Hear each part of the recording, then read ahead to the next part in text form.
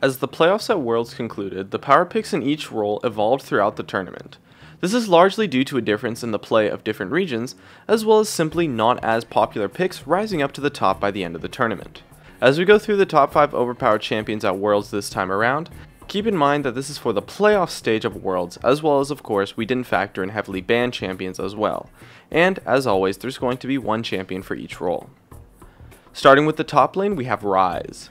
He was a close second before the quarterfinals for top lane, but as the tournament progressed, Ryze was by far the most contested top laner, as well as being first pick worthy, and for good reason. His monstrous late game exceeds that of any other top laner, while his early game is still pretty powerful too, since he does of course have a targeted crowd control ability, as well as reliable damage.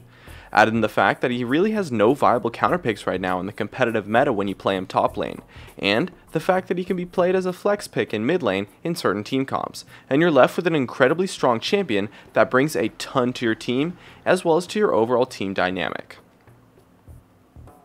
For mid lane, we have Jace. Pawn's showcasing of this champion was absolutely stunning. Not only does Jace have great poke and wave clear, he has the all-in potential and burst to generate kill pressure while forcing mages into armor-oriented builds, despite still being ranged unlike other AD mid laners. His poke and burst damage and mobility he provides to teams is amazing, while still having crowd control too.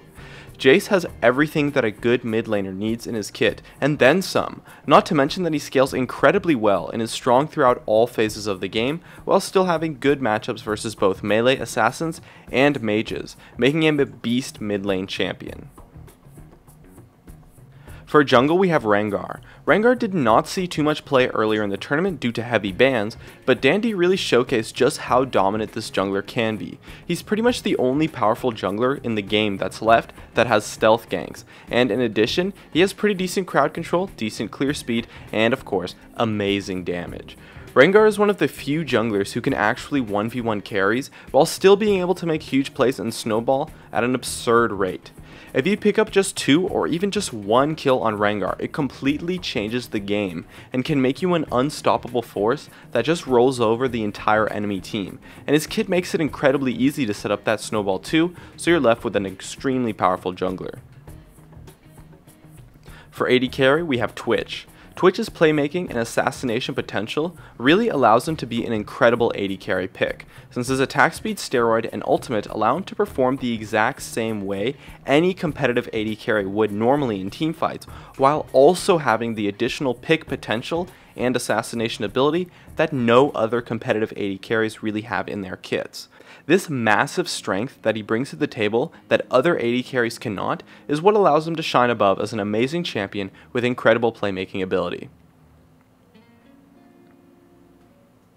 And lastly, for support, we really just have a tie between Janna and Thresh, who were pretty much the only supports played consistently throughout the tournament. Since we did Thresh last time, let's talk about Janna. Janna's peel and kite ability exceeds that of any other support, and especially in an assassin-based meta, the ability for Janna to protect carries and completely shut down assassins is really just amazing.